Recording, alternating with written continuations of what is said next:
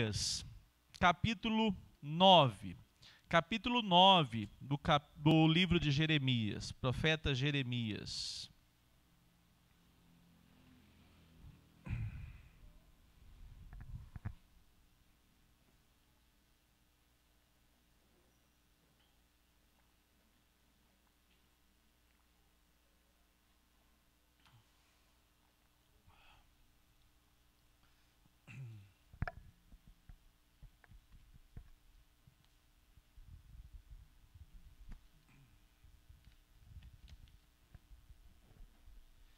Muitos irmãos estão viajando esses dias agora devido a esse feriado. Nós também vamos orar depois, colocá-los diante de Deus.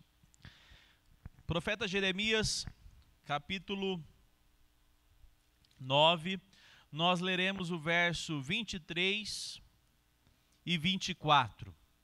Jeremias, capítulo 9, 23 e 24. Diz assim a palavra do Senhor: assim diz o Senhor: não se glorie o sábio na sua sabedoria, nem o forte na sua força, nem o rico nas suas riquezas.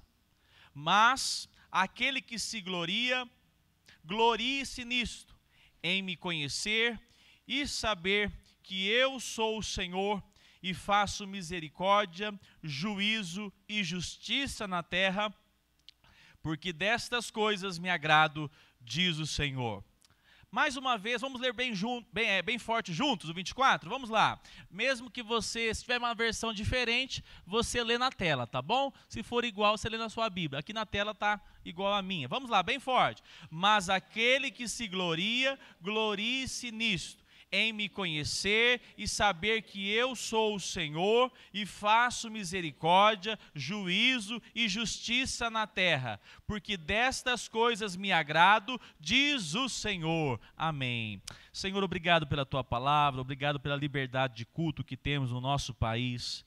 Obrigado pelo momento de paz que vivemos neste país, apesar de tantas aflições que o povo brasileiro passa, Senhor. Que o Senhor continue a nos dar graça de ter a pregação do Evangelho nas nossas vidas, nas nossas igrejas, anunciando Cristo crucificado, e que o Senhor alcance a nossa nação com misericórdia, Pai. A tua mão de poder também sustente a tua igreja lá na Ucrânia, sobre países que estão passando por perseguições, Afeganistão, países que não podem ter a liberdade de culto. Ó Deus, alcance com o teu poder estas nações. Nós oramos assim e edifique, Senhor, nossos corações agora para a glória do Senhor. Assim nós oramos humildemente, Jesus. Amém. Meus irmãos, nós sabemos que nos nossos dias parece mais do que evidente que o orgulho é um dos motivos, e podemos chamar do verdadeiro motivo base para todas as violências que nós temos visto nas nossas cidades, dentro de casa e agora mundo afora. O orgulho, ele se manifesta de diferentes formas. Por exemplo, nós podemos destacar essa questão da supremacia de um país sobre o outro, de uma raça que se considera superior à outra, pelo poderio que alguém tem e o outro não tem, e aí se acham superiores. Mas o orgulho está presente em todos os lugares. Alguém já disse que a base também de todo pecado, o orgulho está ali presente. O orgulho é algo que o coração do homem precisa estar muito atento. E nós podemos chamar que o povo de Deus, o povo que foi lavado e remido pelo sangue de Cristo na cruz, precisa então atentar-se diariamente para nós não sermos inoculados com esse vírus, com esse mal. O orgulho, ele provoca problemas que seriam simples, mas que devido ao orgulho se tornam tragédias. Quantas vezes já ouvimos falar a respeito de pessoas que, por causa de uma situação de trânsito, levou uma catástrofe, levou a perda de uma vida, porque a pessoa estava com o ego ferido, né? Quantas vezes nós já vimos alguém num momento de recreação, nós mesmos, né? A gente às vezes fala o quanto que agora em Cristo, eu digo por mim, Senhor, que até a minha maneira de recreação seja sempre lembrando que o meu ego, ele quer me dominar, e eu não posso ser dominado por ele. Quantas vezes brincando, num joguinho de futebol, numa partida à toa, vê uma manifestação do ego se inflando, e aquilo que era para se tornar um local para distrair, se torna, na verdade, um local de embate, de brigas. Por quê? Porque o ego do homem, esse orgulho do coração do homem se manifesta. Então, nesta noite, eu quero destacar o seguinte tema: como vencermos o perigo do orgulho. Como vencermos o perigo do orgulho.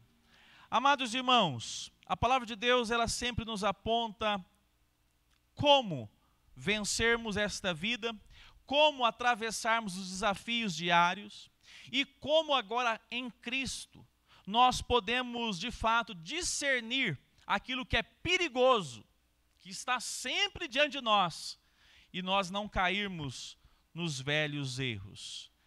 A palavra de Deus nos mostra em vários momentos que o homem orgulhoso, Provérbios sempre vai dizer isso, Provérbios de Salomão, o homem orgulhoso é um homem tolo, há insensatez.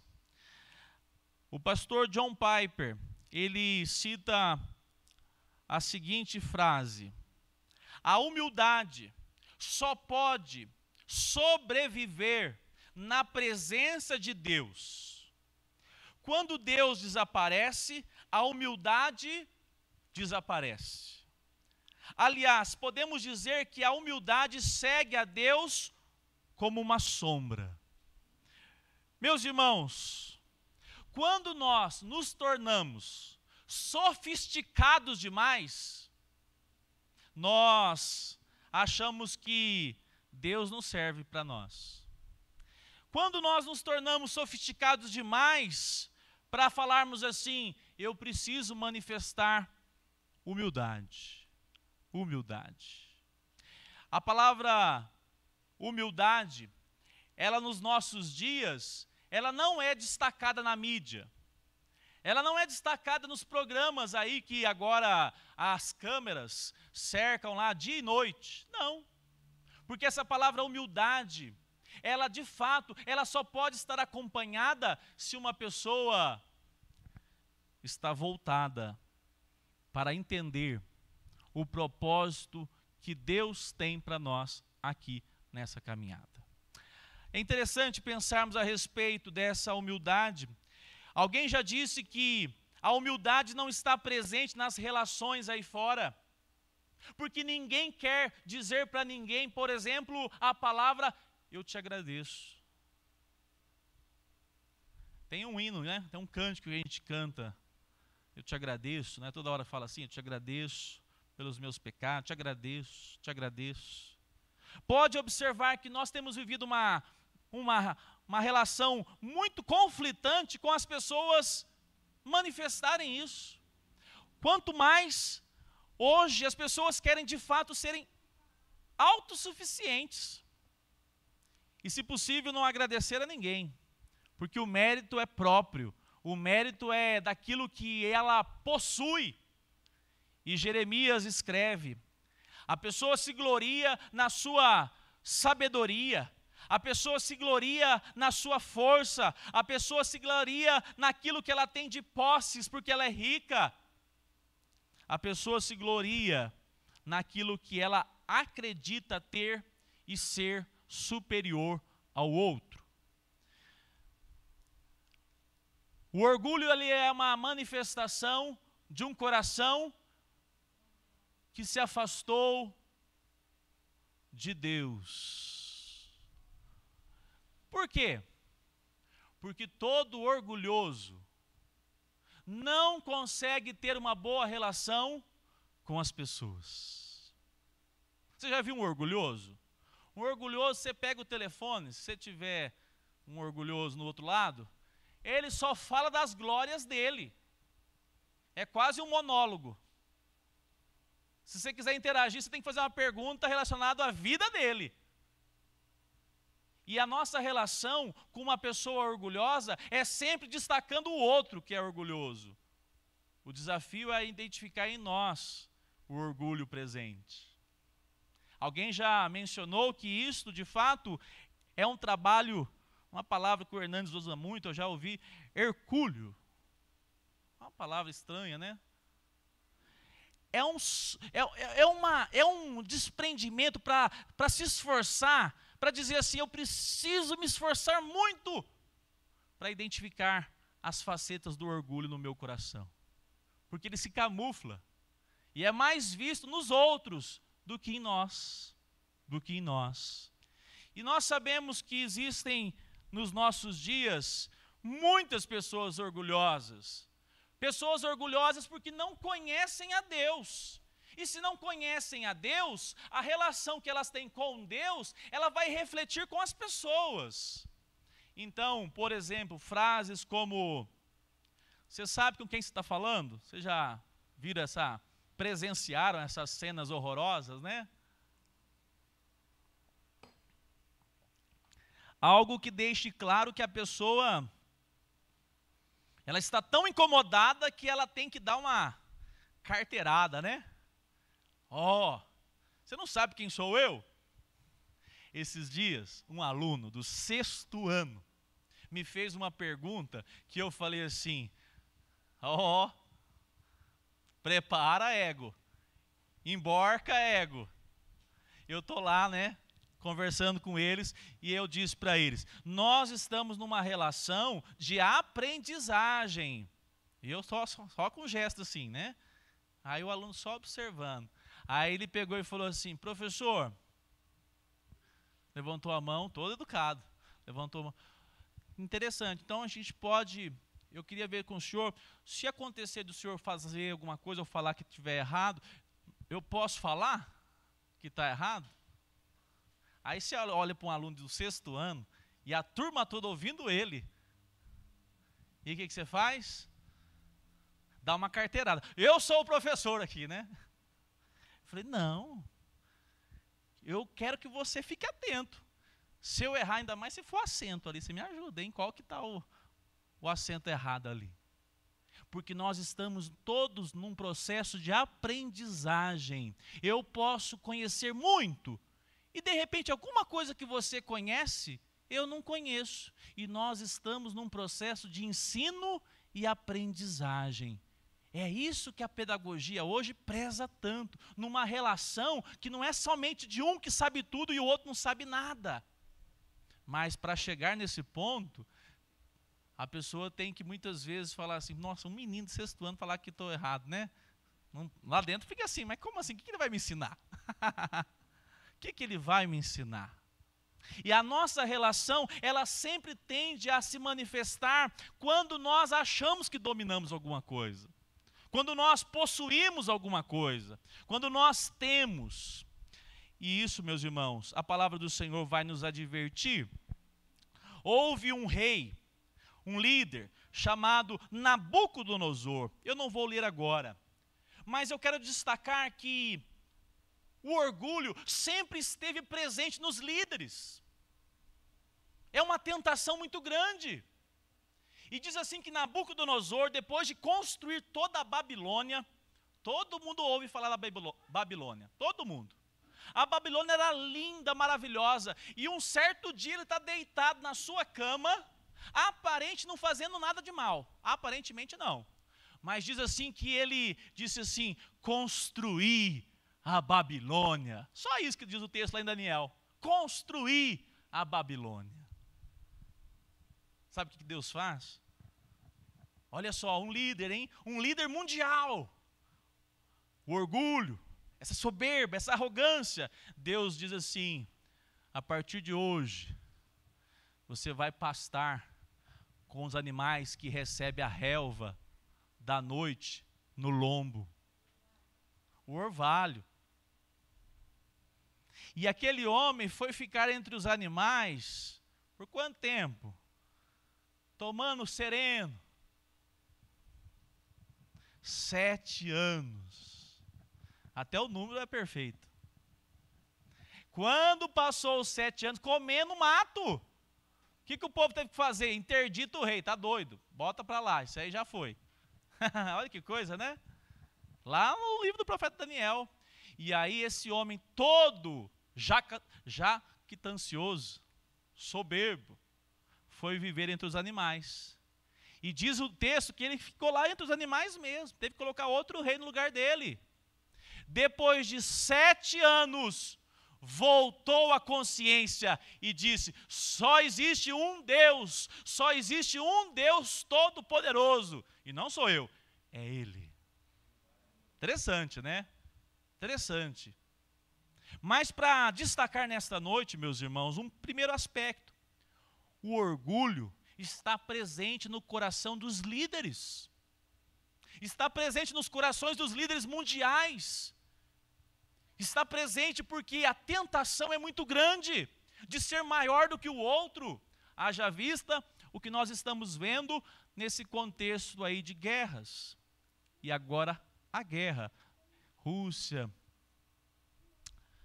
e também Ucrânia.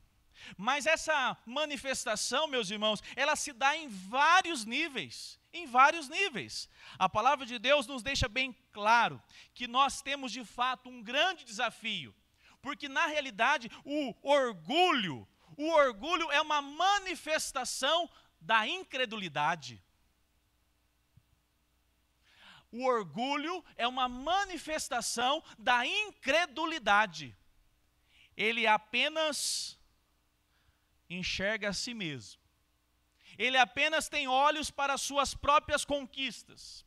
A incredulidade. Pastor John Piper, ele vai dizer algo muito importante para nós. Só existe uma maneira de nós vencermos o orgulho. E aqui é uma questão muito importante, porque tem gente que acha assim: ah não, eu não tenho problema com isso. Eu já sou crente, já caminho com Jesus. Oxe! Tem até gente que se torna líderes em nível nacional, se tornam orgulhosos e se perdem. A palavra de Deus nos apresenta como lidar com os perigos, como lidar com o perigo do orgulho. E esse perigo, ele está sempre diante de nós. E como é que nós vamos lidar? Pela fé na palavra de Deus, pela fé naquilo que Jesus nos ensina. Uma certa vez, Jesus multiplicou os pães. Jesus multiplicou para que as pessoas não ficassem com fome e voltassem de barriga vazia. E lá no Evangelho de João, vai dizer que as pessoas agora cercaram Jesus. E Jesus disse assim: vocês estão procurando saciar a fome de vocês, mas vocês precisam de algo a mais. Vocês precisam de algo a mais. Imagina a cena. As pessoas estão cercando Jesus. Olha só a cena. Jesus está com as pessoas à sua volta. E o que acontece? Quando Jesus começa a conversar com as pessoas começam a ficar assim com o estômago meio vazio, incomodados. Aí Jesus percebe: vamos ter que alimentar essa turma aqui. Jesus multiplica os pães. E as pessoas ficaram admiradas, perplexas. O pão foi multiplicado, era pouco e virou muito. As pessoas ficaram satisfeitas, o estômago estava bem preenchido agora, comeram até se fartar. Qual é o problema? Jesus confronta. Jesus vai dizer algo para eles que serve para nós hoje. Jesus vai apresentar que a grande questão não é ser alimentado apenas num dia. A grande questão não é apenas ouvir a respeito de Jesus Cristo. A grande questão não é apenas ter uma igreja e cantarmos alguns hinos. A grande questão é, de fato, entender quem Jesus é nas nossas vidas. E vamos para o texto? Evangelho de João, abra sua Bíblia, sem a tela, abra a sua Bíblia aí, o Evangelho de João, capítulo 6.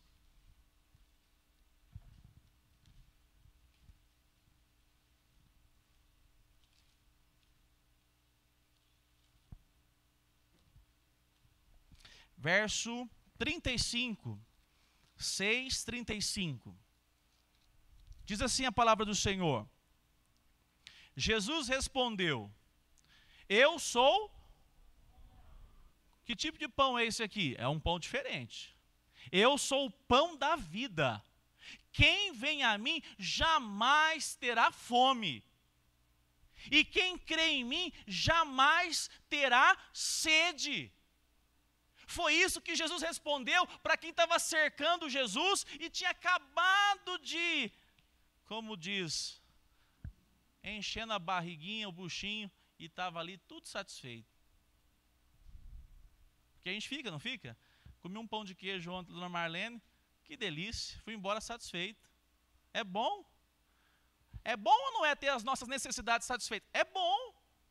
Agora, a relação que Jesus nos chama é uma relação diferente do que muitos pensam que é. As pessoas estão agora cercando Jesus e ouvem de Jesus: olha, vocês precisam entender, eu sou o pão da vida, quem vem a mim nunca mais terá necessidade de se apresentar melhor do que os outros. Porque, na verdade, o coração, a alma foi saciada e a identidade está na pessoa agora de Cristo. Diz mais, não terá sede. Sede de quê? Sede de tanto poder, sede de tanta soberba, sede de tanta beleza, vaidade. Cristo começa a confrontar que ele não é apenas um líder religioso. Ele precisa fazer parte de quem o segue, de maneira existencial. Se Cristo não for o centro da vida de um discípulo, não é discípulo de Cristo. Olha o que diz o texto. Eu sou o pão da vida, aquele que vem a mim nunca mais terá fome. Meus irmãos, isso aqui não é comida simplesmente. Isso aqui, na verdade, é uma necessidade que nós temos, falei pela manhã, de um materialismo exacerbado, de um contexto que nós vivemos, onde as pessoas, com uma situação um pouquinho melhor, já se colocam assim: eu sou superior, ó. Pastor John Piper vai dizer que, olha só, a incredulidade é afastar-se de Jesus. O soberbo sempre está distante de Jesus, porque ele acha assim: eu sou suficiente. Uma vez alguém repreendeu uma pessoa, ou melhor, a pessoa repreendeu uma pessoa crente, porque ela disse simplesmente assim: nossa, que bênção, louvado seja Deus, que dádiva de Deus, você passou no concurso? Aí ela respondeu: graças a Deus não, graças a mim. Esse soberbo, cada dia que ele vive, ele se afasta de Jesus, porque ele é autossuficiente. E olha o que o texto diz, o pastor John Piper vai dizer: a incredulidade é afastar-se de Jesus a fim de buscar satisfação. O que Jeremias escreveu? Satisfação na sua sabedoria. Está cheio de pessoas que buscam cada dia mais a satisfação de ser tão inteligente. Ele fica tão orgulhoso de pensar assim: nossa, como as pessoas ficaram admiradas com a minha palavra de sabedoria, como eu saí bem. Irmãos, essa é uma tentação dia e noite, batendo a porta e encontrando morada nas pessoas. Ele vai dizer: crer não é apenas concordar com a mente, olha só que interessante, pastor John Piper citando, é também o desejo por Deus no coração, que se apega a Jesus para satisfazer-se. Aquele que vem a mim, nunca terá fome. Aquele que crê em mim, nunca terá sede. Por isso, a vida eterna não é concedida a quem meramente pensa ou acredita que Jesus é o Filho de Deus. Para quem que é a vida eterna, então? Ela é dada às pessoas que bebem de Jesus como Filho de Deus. Jesus também é o pão da vida. E quem se alimenta dele para obter sustento, satisfação, vive por ele. Essa é uma realidade. Os propósitos aqui da figura beber e comer é esclarecer a essência da fé. É mais que crer que há algo como água e comida. É mais que crer que Jesus como água e pão, doadores de vida. Fé é ir a Jesus, beber a água, comer a comida, a fim que o coração se satisfaça na pessoa de Cristo. Meus irmãos, a realidade que nós vemos é que a palavra de Deus nos alerta que o nosso coração ele é totalmente tendencioso a não agradar a Deus. Aí Deus trouxe um coração novo para nós. O tempo todo, você tem que saber lembrar, de onde eu estou buscando as águas para o meu coração. Qual fonte eu estou buscando? Porque eu vou dizer uma coisa, meu irmão, minha irmã, se o seu coração buscar apenas numa vida que tem Jesus como referência, olha só, olha aqui, irmãos, presta bem atenção, Jesus está aqui, ó. Se orgulha. Jesus está aqui porque faz 20 anos que ouviu falar de Jesus. Mas Jesus é apenas uma expressão de um líder religioso. Pode cantar que é Salvador, pode cantar que Ele é Senhor, mas se não beber, se não comer de Jesus e encontrar nele satisfação, o coração vai sempre enganá-lo.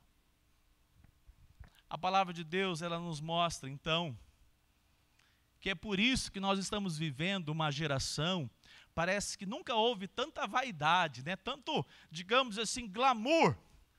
O orgulho está presente porque as pessoas não querem se alimentar de Jesus. As pessoas, nós falamos pela manhã hoje, as pessoas querem as benesses que Jesus apresenta. É uma vida estável, um trabalho abençoado, um casamento. Mas fazer de Jesus a nossa satisfação, aí já é um degrau que está acima. E meus irmãos e irmãs, não pensem que dentro de uma comunidade da fé, igreja, você está livre desse grande perigo que se chama orgulho. Não pense que é porque nós estamos dentro de um contexto religioso que nós estamos livres. A palavra do Senhor nos mostra que, na realidade, há uma necessidade de nós combatermos o nosso ego. Há uma necessidade de nós combatermos diariamente o nosso ego. Porque, na realidade, o ego, esse contexto todo apresenta uma manifestação que o pecado está cada vez mais nos cegando e nos afastando da presença de Deus. Eu quero destacar agora, convido os irmãos a ler comigo, lá no Evangelho de Lucas, pode ler sua Bíblia e abrir sua Bíblia que eu vou aguardar, tá? Rapidamente, mas eu vou aguardar. Lucas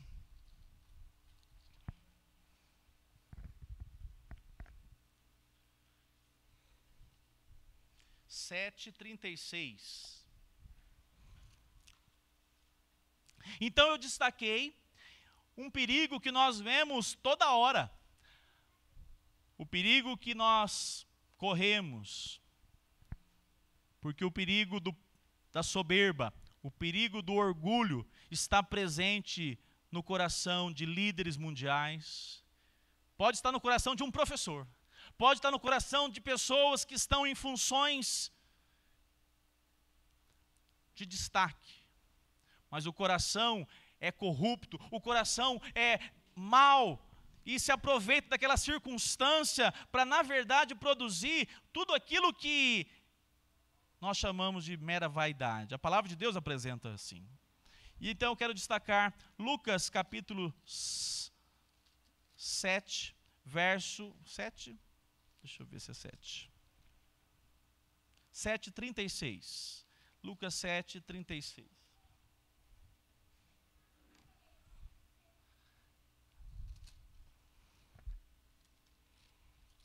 Diz assim a palavra do Senhor. Eu vou ler um contexto aqui um pouco extenso, mas é simples, porque é muito prático. Olha só, Jesus vai jantar na casa de um homem. E olha o que acontece. Um dos fariseus convidou Jesus para que fosse jantar com ele. Jesus, entrando na casa do fariseu, tomou lugar à mesa.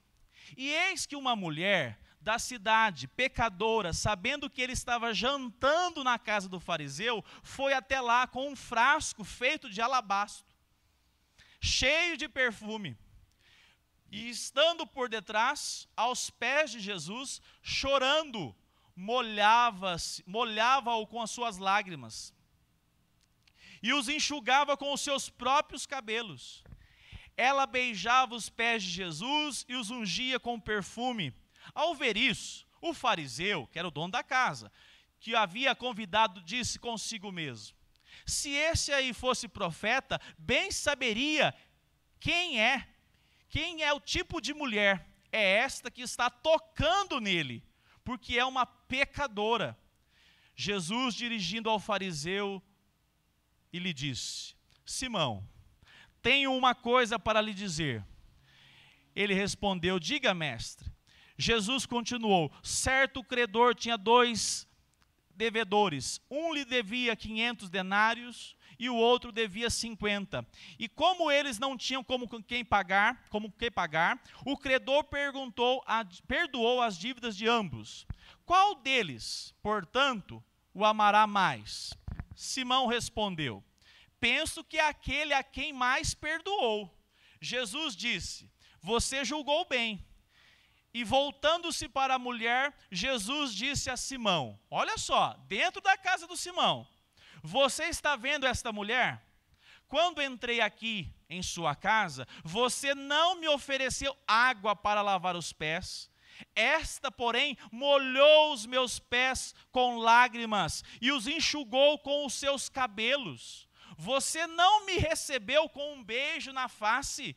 Ela, porém, desde que eu entrei, não deixou de beijar os pés. Você não ungiu a minha cabeça com óleo, mas esta, com o perfume, ungiu os meus pés. Por isso, afirmo a você que os muitos pecados dela foram perdoados, porque ela muito amou, mas aquele a quem pouco se perdoa, pouco ama. Então Jesus disse à mulher: os seus pecados estão perdoados. Os que estavam com ele à mesa começaram a dizer entre si: quem é este? Quem é este que até perdoa pecados? Mas Jesus disse à mulher: a sua fé salvou você. Como é que está no finalzinho aí? Está assim na sua Bíblia? Vá em paz. Irmãos, 2 personagens. Um é o dono da casa. Jesus comia com publicanos e pecadores, e comia também com fariseus. Jesus, ele não tinha essa questão: não vou comer com esse. Não, Jesus comia. Jesus foi convidado por um fariseu. O fariseu chamou Jesus, e o que o fariseu pensou? Vou pagar um almoço aqui, vou pagar uma janta aqui, vou fazer uma graça aqui para Jesus aí, ó. Eu falei esses dias, né? É o youtuber da época aqui, vou pagar para ele aqui, por quê? Vai dar status para mim, ué. Vou pagar uma janta aqui para Jesus. E aí recebeu Jesus, abriu a porta: ô Jesus, pode entrar aí, ó, senta em qualquer lugar aí, fica à vontade. De repente, num local rodeado de só homens, entra uma mulher escondida. Porque homens, judeus, líderes religiosos, não falavam com mulher publicamente. Entra uma mulher escondida. Uma mulher começa a perceber onde que dá para me passar. Ah, dá para passar por aqui. E ela entra escondida. E quando ela é vista, ela já está aos pés de Jesus. Aí o que aconteceu foi um constrangimento total. Um constrangimento que todo mundo deve ter ficado em silêncio, né? Todo mundo olhando aquela cena e, meu Deus do céu. E o dono da casa? Nervoso. Nervoso, porque quem que permitiu essa mulher chegar aqui? Quem que permitiu essa mulher? O que é isso? Que atrevida! E aí o que acontece? Além de tudo, meus irmãos, Jesus é cuidado, os pés de Jesus são cuidados. A mulher se lança ali. E aí, o homem que estava fazendo uma graça para Jesus, fazendo uma graça, pagando uma janta, olha para a mulher, olha para Jesus e pensa, ei, se esse aí de fato fosse mesmo quem ele diz que é, ele saberia que essa mulher, como diz alguém que eu não lembro o nome, ela não tem nome, mas ela tem fama. Ela não tem nome, mas a fama dela todo mundo aqui conhece. E num local rodeado de homens, aquela mulher está lá humilhada aos pés de Jesus.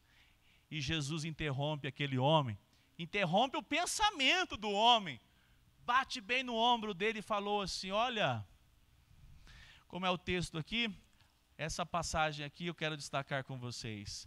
Ele olha bem e disse, Simão,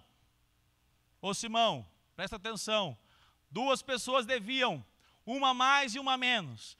O credor perdoou as dívidas. Quem é mais grato? Ah, aquele que tinha mais dívida. Muito bem, Simão. Então, Simão, quero te dizer uma coisa. Está vendo essa mulher aqui?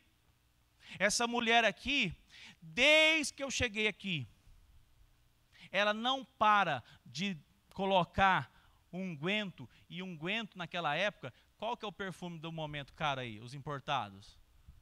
Fala um aí, Stephanie. Não sei o que, Dor, deve ser isso aí mesmo. Um perfume caríssimo. E a mulher regava os pés de Jesus, e Jesus estava sendo cuidado. E Jesus olha bem para o homem e falou assim, eu cheguei aqui, Simão, e você não preocupou nem de preparar água para lavar os meus pés, que era uma prática comum para uma boa hospitalidade. Para lavar os pés, porque eles andavam de sandálias. Nem a água, nem a bacia, nem a toalha, nada. Você simplesmente pensou, estou fazendo demais já. E quando essa mulher me viu, ela se lançou aos meus pés, e ela enxuga os meus pés com os seus cabelos. Você não me recebeu com um beijo. Você não me recebeu, Simão. Porém, desde que eu entrei aqui, ela está humildemente aos meus pés. E Jesus agora, de maneira poderosa, quebra toda a estrutura do grande e orgulhoso Simão, o fariseu. Meus irmãos, note bem que a religião não nos impede de sermos orgulhosos. A religião pode nos dar, inclusive, alguns modelos de comportamento. Se eu fizer isso, as pessoas vão dizer, como ele é um bom crente. Se eu fizer aquilo, as pessoas vão dizer, como ela tem amor por Jesus.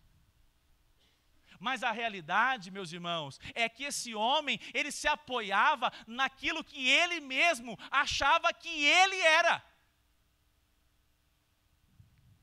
Eu quero ser bem prático. Um coração orgulhoso, apenas religioso, não precisa de Jesus para ser de fato Jesus a sua satisfação. Ele é tão bom no que faz, que ele se orgulha tanto das obras que ele produz. Alguém já disse que a pessoa, ao invés de glorificar a Deus, ele se torna... Vou pegar um caso aqui, né? Ele se torna uma pessoa que ostenta fazer o bem, não porque ele quer que Cristo seja glorificado, porque ele, na verdade, quer ser reconhecido. O orgulho, ele se faz presente. E como foi a mulher? Vamos ver o final dela? Olha o final dela, não acabou ainda não. Olha só, diz assim Jesus, essa mulher aqui, ó, os pecados, possivelmente ela é uma prostituta, possivelmente ela é uma mulher da vida. Essa mulher, os pecados estão perdoados, minha filha. Falou para Simão, para a mulher, olha o que ele fala. Olha o que ele fala, olha o presente que Jesus dá para essa mulher. Verso 50, mas Jesus disse à mulher, a sua fé a salvou. Vá. Não, peraí, como é que ela chegou? Como é que ela chegou? Você acha que ela... Como é que estava o coração dessa mulher? Arrebentado. Frustrado com essa vida, achou que ganharia um dinheiro com a prática ilícita aí, e aí pensou assim, eu já ganhei, mas eu estou infeliz, eu estou mal, eu estou frustrada, eu estou totalmente arrebentada por dentro, e agora eu não tenho mais outra alternativa a não ser procurar Jesus. E ela estava triste, angustiada. E quando agora Jesus fala com ela, Jesus fala assim, mulher, a tua fé te salvou, vai-te em paz. Alguém já disse, o Hendricks, um grande estudioso do Novo Testamento, Jesus disse assim, o Pai e eu, nós estamos sorrindo para você, mulher anônima, porque os teus pecados foram perdoados, e a partir de agora, você tem uma identidade na minha pessoa. Quero fazer um convite nesta noite. Meus irmãos, nós precisamos de fato tomar muito cuidado, para que a nossa caminhada com Jesus não seja apenas apegada ao que nós já produzimos, o que nós temos. Ó, pode ser a igreja, o tempo de igreja, pode ser as nossas posses, pode ser o trabalho, pode ser qualquer coisa. O nosso coração só resistirá à tentação do orgulho se nós nos humilharmos todos os dias aos pés de Cristo. Você quer ver um exemplo de um soberbo? Já dei um aqui da mulher que foi fazer o concurso. Uma pessoa que é orgulhosa é uma pessoa que coloca todo o mérito a ele. Por exemplo, alguém vem e me elogia. Aí eu falo assim, ó, isso aqui tem sentido. Aí eu falo assim, ah, sim, obrigado. E eu aponto, Senhor, eu sou bem falho, eu sou bem limitado. Mas essa ação que eu tive, essa postura que eu produzi, é graça do Senhor. Louvado seja o teu nome na minha vida. Essa é a postura de um humilde. O humilde não é a quantidade de roupas que ele tem. A humildade não é a falta das roupas, não é a falta da riqueza. A humildade é colocar Cristo como aquele que deu o que ele tem. E uma pessoa pode ser a mais pobre na terra, se ele tiver Jesus Cristo como seu Senhor e Salvador, ele já é grato por o que ele recebeu. Nós temos vivido um tempo, e quero terminar, que existe duas palavras na moda. Eu citei algumas, mas eu quero ser aqui objetivo. A vanglória e a autopiedade. Vocês vão ver as características e vão perceber que é mais famoso as ações, mais famosas as ações do que o nome, o termo. A vanglória é o orgulho, é a voz do orgulho no coração forte. É o homem que diz assim, eu sou sábio, eu sou forte, eu sou rico, eu não preciso de ninguém. É a reação do orgulhoso ao sucesso, força, sabedoria e riqueza. Quem se vangloria diz: mereço admiração porque consegui, sou tudo isso mesmo, isso ou aquilo. Isso é bem comum, a gente já sabe identificar. É alguém que diz: eu sou melhor porque eu consegui. Nenhuma glória é dividida.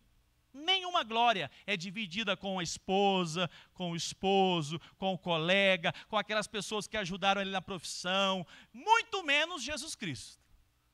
Mas tem esse segundo termo.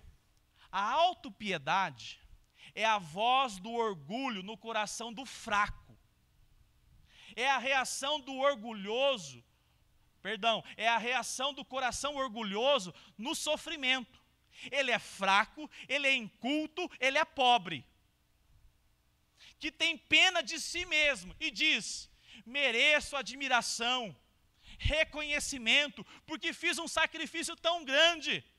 No fundo, o desejo de quem tem pena de si mesmo não é de que os outros o vejam como incapaz, mas como herói. O sentimento não é de indignidade, mas de valor não reconhecido. Notem isso. O orgulho se manifesta tanto naquele que pode ter muito, como naquele que não tem nada e também se vangloria disso. Porque no fundo ele queria ser visto como outra pessoa que ele não é. E isso tudo é tão sutil que pode estar nos tentando na caminhada com o Senhor.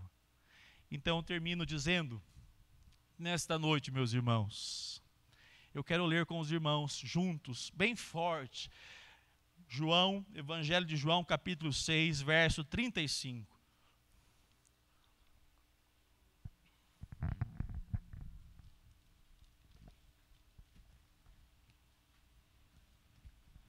Acharam? Se não tiver na mesma versão, leia com a tela, por favor, tá? Vamos ler bem forte, bem bonito. Evangelho de João, capítulo 6, verso 35. Vamos lá? Jesus respondeu, vamos lá, bem forte, vamos mais uma vez. Jesus respondeu: eu sou o pão da vida. Quem vem a mim jamais terá fome, e quem crê em mim jamais terá sede. Amém? Eu quero esse remédio para a minha alma. O que me define não é o meu salário. O que me define não é a quantidade de bens que eu tenho, a cor da minha pele. Quem me define é a pessoa de Cristo Jesus, em quem encontro satisfação. Eu louvo a Deus para que a gente cresça de maneira madura. Que quando Deus te der muita coisa, olha, quando Deus der, não faz assim: não quer não, viu? Não. Abre as mãos e recebe. Viu, Steph? Viu, Tiago? Viu, Miriam? Se eu dar aqui, Senhor, é do Senhor, bênção. Aí você diz assim: mas tudo que eu recebi é para a glória do teu nome, é para louvor do teu nome. Eu quero, através do que eu recebi. O que você recebeu, irmão? Um trabalho fixo? Uma renda boa, que dá para cobrir as despesas, para comprar a compra do mês? Aprenda uma coisa: se Deus te deu e é Deus que tem dado, Ele quer que você se relacione melhor com Ele, encontrando satisfação nele. Ó, eu, pecador, estou vindo lá no morro do Cidade Jardim, engata a segunda, ar está ligado. O que eu falei, Tiago? Você acha que eu pequei assim, né? Pequei. Aí falei assim: Gisele, estou aqui eu orando. Porque o que você está falando? Eu falei assim: você acredita que eu ia falar que o carro é 1.0? Ô, danado 1.0. E aí, na mesma hora, louvado seja Deus, porque o 1.0 me leva à igreja e dá para eu ir e voltar. Louvado seja Deus. Se der um ponto turbo, você continua falando: Senhor, louvado seja o teu nome. O que me define não é o que eu tenho, é o Senhor. Aí nós vamos aprender a sermos humildes, coração sincero, coração desejoso pelo Senhor. Amém? Vamos ficar em pé?